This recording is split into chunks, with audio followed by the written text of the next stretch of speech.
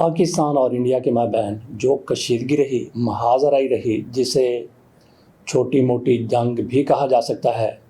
بھارت میں کیا صورتحال ہے، پاکستان میں کیا صورتحال ہے، اس کے بعد اس میں کوئی شک نہیں کہ پاکستان کی طرف سے انڈیا کو زبردست شکست دی گئی ہے، جسے شکست فاش کہا جا سکتا ہے۔ بھارت کی طرف سے پاکستان پر یلغار کی گئی۔ پاکستان نے دفاع میں انڈیا کو بتا دیا کہ پاکستان کس طرح سے ایسی جارحیت کا مقابلہ کرنے کے لیے تیار ہے۔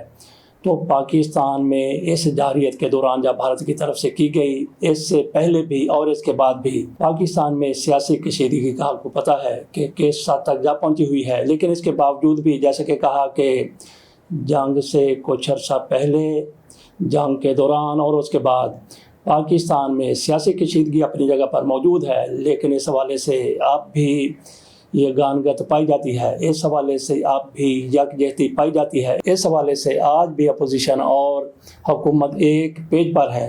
اپوزیشن کون سی ہے؟ تحریک انصاف ہے، جس کو تو حکومت میں ہونا چاہیے، لیکن سارے جانتے ہیں کہ کس طرح سے فارم 45 کو فارم 47 میں تبدیل کیا گیا۔ اس کے باوجود بھی اس موقع پر اس کروشل صورتحال میں بھی تحریک انصاف کی طرف سے پاک فوج کا ساتھ دیا گیا۔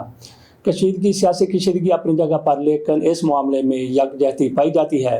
ادھر بھارت میں دیکھ لیں جس کو شکست فاش ہوئی ہے۔ ہم نے پہلے بات کی تھی کہ جب بندہ کوئی کامیاب ہو جاتا ہے، کوئی ملک کامیاب ہو جاتا ہے، جنگ ہو یا جو کچھ بھی ہو یا کھیل کا میدان ہو، تو پھر غلطیاں چھپ جاتی ہیں۔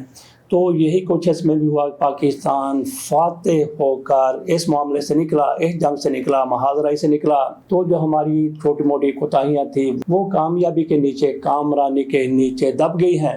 لیکن بھارت میں یہ ہوا ہے جو کچھ وہاں پہ غلطیاں نہیں بھی ان کو بھی اجاگر کیا جا رہا ہے۔ پاکستان میں عمران خان کی طرف سے فیلڈ مارشل جناب عاصم منیر صاحب کی تقرری پر صرف 2 لفظ کہے گئے ہیں۔ انہوں نے اپنی بہنوں سے کہا کہ اس سے بہتر تھا کہ ان کو بادشاہ بنا دیا جاتا ہے، اس کو آپ طنز کہہ لیجئے یا جو کچھ بھی ہے۔ عمران خان نے اس سے زیادہ کچھ نہیں کہا۔ بہرحال مسلم لیگ نون والے اس پر کیا بات کریں گے اس کا انتظار ہے۔ مسلم لیگ نون والے تو ابھی آپس میں ہی لڑ رہے ہیں، ٹوٹ بمقابلہ ٹوٹ کا سلسلہ شروع ہو چکا ہے۔ ادھر عظمیٰ بخاری صاحبہ بولتی ہیں، ادھر فیصل واوڈہ صاحب بولتے ہیں، اور دونوں کی ڈوریاں کسی موقع پر ایک ہی جگہ سے ہلائی جاتی تھیں۔ بات ہم کر رہے تھے پاکستان میں سیاسی کشیدگی اپنی جگہ پر موجود ہے، لیکن جب بھارت اور پاکستان کے مابین یہ صورتحال بگڑی تو پھر سارے ایک پیج پر آ گئے اور اسی پیج پر ہیں۔ بھارت کی صورتحال یہ ہے کہ ایک دوسرے پر الزامات کا سلسلہ نہ صرف شروع ہو چکا ہے بلکہ بام عروج تک پہنچ چکا ہے۔ بی جے پی اور کانگریس ایک دوسرے کے مد مقابلہ گئے ہیں، ایک دوسرے کو نیچا دکھانے کی کوشش کی جا رہی ہے۔ یہاں پہ چلتے چلتے یہی بتا دیا جائے کہ بھارت میں جس طرح سے پروپیگنڈا کیا گیا، جس طرح سے یہ کہا گیا کہ کراچی پر قبضہ کر لیا گیا ہے اور لاہور کی ایک بندرگاہ پر بھی قبضہ کر لیا، لاہور میں بندرگاہ ہے ہی نہیں، ایسی جھوٹے خبریں پھیلانے پر بھی وہاں پہ ایکشن لیا جا رہا ہے۔ وہاں پہ ارنب گوسوامی ان پر مقدمہ درج کروایا گیا ہے، اور اس کے ساتھ ہی ان کے آئی ٹی کے ہیڈ، بی جے پی کے جو آئی ٹی کے ہیڈ ہیں مالویہ، ان پر بھی مقدمہ درج کروا دیا گیا ہے۔ یہ مقدمہ کس نے درج کروایا؟ یہ کانگریس کی طرف سے مقدمہ درج کروایا گیا۔ ان لوگوں نے جھوٹ بولا اور گمراہ کیا رائے عامہ کو۔ ابھی تک ان 2 پر مقدمہ درج کروایا گیا ہے، لیکن گورو آریہ وہ بچے ہوئے ہیں۔ سب سے زیادہ جھوٹ وہاں پہ بولا گیا گورو آریہ کی طرف سے۔ تو دیکھتے ہیں کہ گورو آریہ پر مقدمہ کوئی درج ہوتا ہے نہیں ہوتا، لیکن یہ مقدمہ درج کروایا گیا ہے کانگریس کی طرف سے، تو اس کا کچھ بھی نہیں بنے گا کیونکہ بی جے پی حکومت میں ہے، وہ کانگریس کو کیسے اس کی چلنے دے گی۔ بات ہم کر رہے تھے، ایک تو وہاں پہ جھوٹ پھیلایا گیا ان کے میڈیا پر، اور دوسرے وہاں پہ جو صورتحال ہے ان کے شکست فاش سے 2-4 ہونے کے بعد ایک دوسرے پر الزامات لگائے جا رہے ہیں اور تصویروں پر تصویریں جاری کی جا رہی ہیں۔ راہل گاندھی کی طرف سے ایک کمیٹی میٹنگ میں وکرم صاحب سے پوچھا گیا، سیکرٹری خارجہ ہیں وکرم مسری، ان سے پوچھا گیا کہ بتائیے پاکستان نے کتنے انڈیا کے جہاز گرائے؟ تو انہوں نے کہا کہ اس بارے میں ابھی میں پوری معلومات آپ کے سامنے نہیں رکھ سکتا، آئندہ بات کریں گے۔ اگلے روز پھر ان کی طرف سے کہا گیا کہ میں نے یہ سوال کیا تھا، بتایا جائے کہ پاکستان نے انڈیا کے کتنے جہاز تباہ کیے ہیں۔ انہوں نے تو اس کا کوئی جواب نہیں دیا، حکومت کی طرف سے بھی ابھی ان کو یہ جواب نہیں دیا گیا، جبکہ اس میں کوئی شک نہیں ہے پاکستان نے انڈیا کے 6 جہاز گرائے، جن میں 3 رافیل ہیں، باقی دوسرے جہاز ہیں۔ راہل گاندھی سرکاری طور پر جاننا چاہتے ہیں کہ بتایا جائے کہ کتنے جہاز مار گرائے گئے ہیں پاکستان کی طرف سے، اور انڈیا खजालत छुपाने के लिए, कुछ भी बताने के लिए तैयार नहीं है। राहुल गांधी ये सारा कुछ पूछ रहे थे तो बीजेपी को आग लग गई।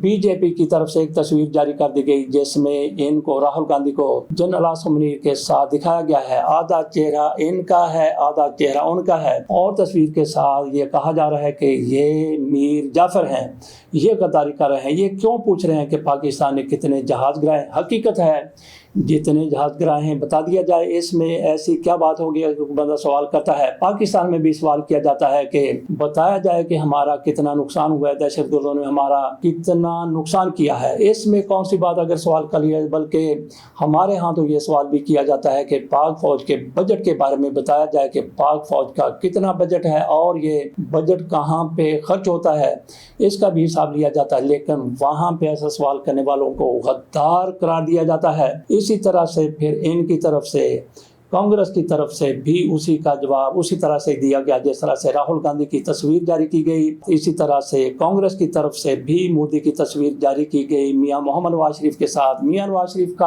आधा चेहरा और आधा मोदी का चेहरा। कहा गया कि ये लाहौर की बिरयानी खाने वाले लोग हैं। और इसके साथ साथ फिर जयशंकर को भी नहीं बख्शा गया। जयशंकर वजीर खारजा हैं, उन पर भी कांग्रेस की तरफ से चढ़ाई की गई, उनको भी जे चंद जाहिर किया गया। जे चंद कौन था?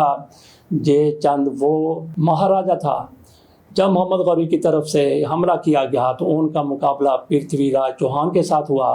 तो इस जंग में ये राजा साहब, जयचंद साहब बिल्कुल एक साइड पर बैठे रहे। ये इंतज़ार करते रहे कि जो जीतेगा उसके साथ। गौरी जीत जाते हैं तो उनके साथ, अगर वो नहीं जीतते तो फिर पृथ्वीराज चौहान के साथ। तो इस तरह से जयशंकर को मिलाया गया है जयचंद के साथ। यहाँ पे सवाल ये है कि मोदी की तरफ से, उनकी हुकूमत की तरफ से एक बड़े दिल गुर्दे का मुजाहरा किया गया था। एक वफद तश्कील दिया गया था भारत के नुक्ता नज़र से, दुनिया को बताने के लिए कि पाकिस्तान ने उस पर जारियत की है। पाकिस्तान ने किस तरह से पहलगाम में हमला किया था, किस तरह वहाँ पे इतने लोग मारे गए। अपने फॉल्स फ्लैग ऑपरेशन को पाकिस्तान के खाते में डालने के लिए एक वफद तश्कील दिया गया जिसकी सरबराही सौंपी गई शशि थरूर को, और शशि थरूर का ताल्लुक है कांग्रेस के साथ। तो यहाँ पे सवाल ये है कि जब इतना पारा हाई हो गया है बीजेपी और कांग्रेस के दरमियान, तो क्या शशि थरूर उस वफद की बदस्तूर क़यादत करेंगे, या फिर राहुल गांधी की तरफ से कहा जाएगा कि नहीं, हमारे साथ इन्होंने बहुत कर दी है,